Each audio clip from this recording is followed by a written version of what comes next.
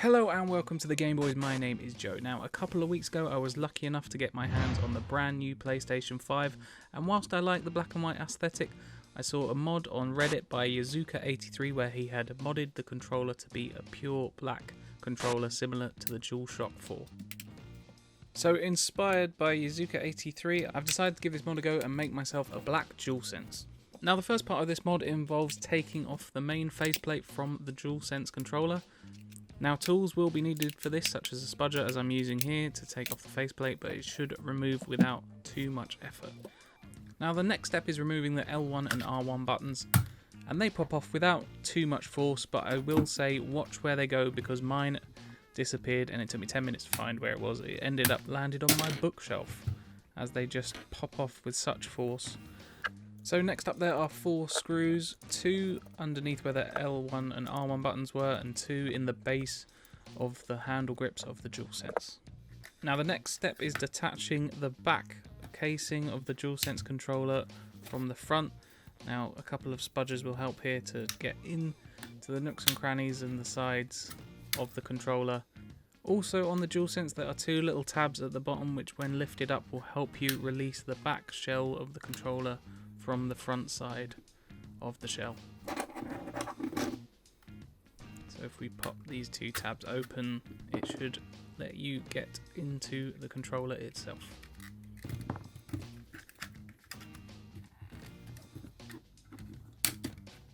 So we have now successfully opened the DualSense controller.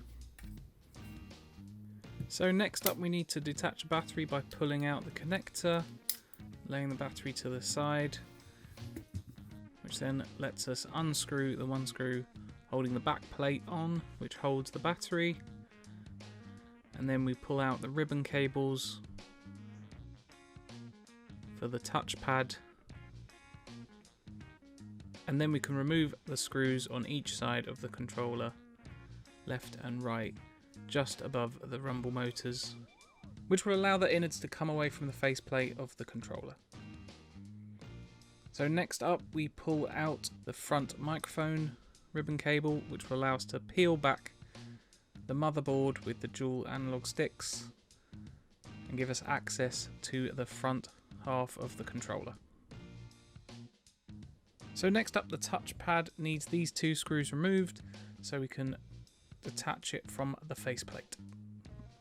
And then we can remove the innards of the controller away from the faceplate. Now next up we remove the touchpad from the faceplate of the controller. And then we take out these 2 little screws to remove the touchpad from its frame.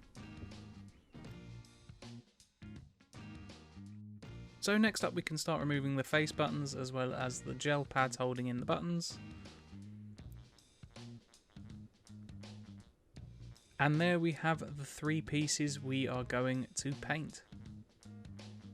So next up is one of the most important parts. It is the prep before paint. Now I used a scouring pad to rub off the plastic coating of the DualSense controllers. If this is not done, the paint will not stick properly and it will scratch off very easily once completed. So make sure you rub off all of the plastic coating before you start to paint your controller. So now for the painting process. Sadly the footage was corrupted, but luckily I took a photo.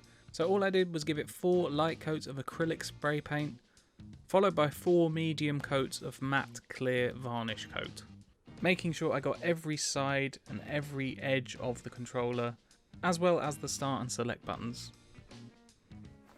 So once you have left that to dry overnight, which is what I did, we now reassemble the controller. So we can start with putting in the microphone for the front of the controller through this little hatch here. Pushes in pretty easy, and then we'll just pop into the front of the controller like so. So with the face buttons you can use the DualShock buttons from the PS4 controller, but there's one issue where the tabs aren't quite aligned, so you will have to chop off one of the tabs of each of the face buttons from the DualShock. So here where this little nick is on the side of it, I had to chop that tab off because otherwise it would not fit in the DualSense, but after that they fit in pretty easy. So then all we have left to do is reassemble the controller. So here we have the final product, a Black DualSense controller. Now I have tested it with Astro's Playroom and everything seems to be fine. The vibration function is still as perfect as it was before I modded this. The adaptive triggers are still working perfectly and giving resistance, as well as the rumbles working once the triggers are pulled. Also the touchpad, even though with the layers of paint and varnish on it, have worked perfectly and are still as sensitive as they were before the mod.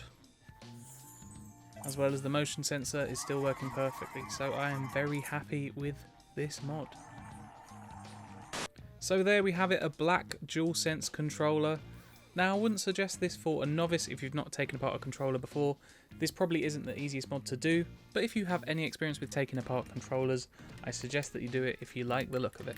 So if you have any questions or want any tips on how to do this mod yourself, please leave a comment down below. Please give this video a like and subscribe to our channel for more gaming goodness. We'll see you in the next video. Bye for now.